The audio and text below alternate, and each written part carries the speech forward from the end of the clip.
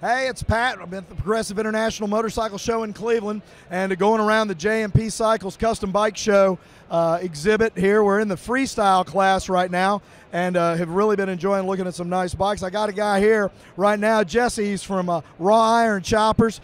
Jesse, where's your shop located? We're out of Chardon, Ohio. It's about 40 miles east of Cleveland.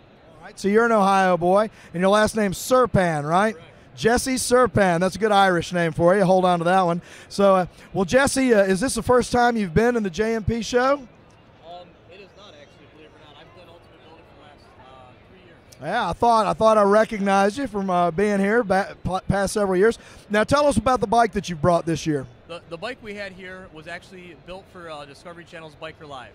And last year in February, we began building it. And they said 5 weeks for what we did. It actually was 6 weeks total.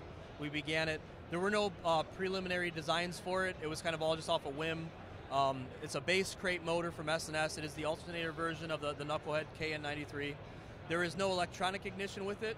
It actually is just a Dyna S point replacement, so it is literally 1 prime, kick through, dependable, all the way up to 35 degrees, and yeah, I did kick it in 30-degree weather. Oh, wow, that's amazing, man. That's some heavy oil to try to get around Absolutely. There. So we are a licensed manufacturer, so we do produce our own frames, all of our own bikes that are readily insured, licensed, all that. The frame was one off, 3/16 wall, backbone, down tube. The rest is just all 1 1/4, 125 wall. Hand-built tank, everything is just almost flawless when we had it ready for paint. Little bit of body work, that was it. That's beautiful, and I see that you've gone with a girder front end. Is that yours? Is that a Kiwi? Where'd you get this front end? Had to go Kiwi, Pat. Oh, you got it. When a girder, it's why Mike build one? Yeah, exactly. I mean, Mike Thomas had it, and he goes, you can't go past 30 degrees, Jesse. I go, I'm gonna go 35 because I'm telling you, he goes, it's gonna look like shit. I said, no, we'll make it look cool. So we went 1 down, 2 out with it. So that 1 down gave us that little bit more rake. Yeah, well, it did. He was right initially, but you proved him wrong. So, because normally that wouldn't work, but you've really brought it together on the bike. Now, I see that you've got some other beautiful parts. Your controls on this, you manufactured these as well? No, for this project, it was actually one off. So I remember for the show, I told my dad, I said, we got to do controls. He goes, what do you mean controls? I go, we're going to do stainless, and we're going to leave them raw, and we're going to design them all. We're going to PM master cylinder. And he goes, are you kidding me? I said, yeah, we're going to do it. I said, it'll look cool. So all of that is 304. Those are our own grips, speed dealer shifter pegs, and the inserts on there you see is actually bronze, and we're just letting it slowly patina. I like that. You've done the same thing here on the rear fender struts, correct? Exactly. Just real subtle points. I like a bike that's got more of a good look if you put a drape in front of it. It's got kind of a aggressive riding look. But for the details, I kind of go just real simple. A little bit of stainless, the bronze, all that good stuff. That's real nice, man. Who did you paint? My buddy Larry Medwig. He paints for all the local dealers and been a friend of mine for almost a decade. And just phenomenal painter. And then all the leafing and the striping, Guy Shively, is about an hour from my shop, did all that. So, I mean, these guys busted ass. The biggest thing was the paint. When you do this shit, you don't want to rush the painter. He's the guy to kind of make the cosmetic look good, So those guys killed it in a matter of 4.5 days for us, laid it out, we assembled it, so it's good. But, also, from the motor, there's like the transmission. We wanted the Franken-tranny, just because it had spline shaft. We didn't want to do taper because it's going to blow the wood drift key off.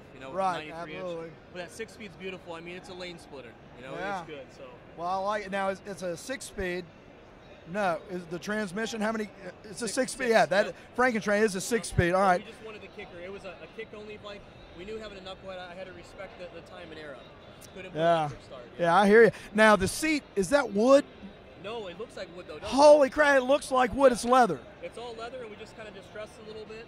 And we actually laser engrave it. And I hate to do it to all my buddies who do leather work, but getting such fine lines, you take just a JPEG logo, transfer it, just it gets laser cut out. It's like nothing, Oh, well, I tell you, it's beautiful. And I hadn't touched it, but every time I walked by, I thought, wow, that's a beautiful wooden seat. When you click it sounds like wood, too. It doesn't, really? It doesn't have any cushion, obviously. Yeah, well, that's, man, I tell you what, you've done a knockout bike. What's your favorite part of the bike?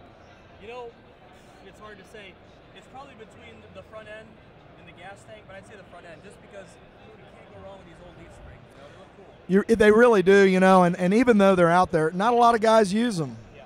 Because the geometry's tricky. I mean, you have to really understand. You have to be able to do that brain intellectual stuff, the math, and that ain't everybody's strong suit. Yeah, so it's like this bike. It's about 4 1/4 trail. Yeah. It was built to ride. The first day I broke it in, I went all the way out in the PA, came back. It was about 200 miles that day. Oh, you know, wow. so I mean, I actually ride it. It's the cleanest you'll see it this year. The rest of it have oil. It leaks like a knuckle. It'll have dirt, grime, all that shit. I mean, you got to ride it. If you build it and you let it sit in a trailer, it's like, what's the point in living, you know? It's a waste. It really is. Whose oil tank is that? That's a Fab Kevin where you can buy, you know, the rolled tin from them in the ends, and then, you know, we just custom mounted it into there. But, you know, I said, why am I going to buy all this? I said, just give me all your materials, you know, and Kevin's always there when I need something. You know, he's a good guy. Yeah, that's great. Well, man, I tell you what, you've built some of the industry-leading stuff on it. You're using some of the other industry leaders on this bike. Yep. This bike is a knockout, man. I tell you, you love it. Now, this is your personal bike, or is this something that's going to be up for sale? This is personal because, you know, talking to Pat and Andy, who did Biker Live, we're all like, you know, I know Pat loves his bike. It's a killer piece, you know. Yeah. Andy built his bike around his kids. We didn't get trophies. We got some time on the show.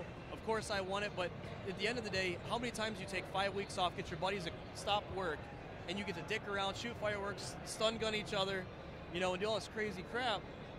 You know, you'll never have that again. So that was the best part of doing this bike, and it is personal. It is very, to me, it will never be sold. It's only for myself and my friends to just look at and enjoy. Well, I tell you what, that at the end of the day is what a motorcycle should be.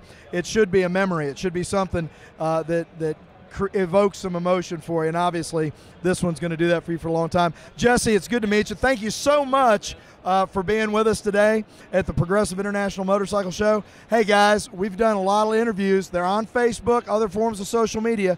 Go by and look them up. Thanks very much for watching this one.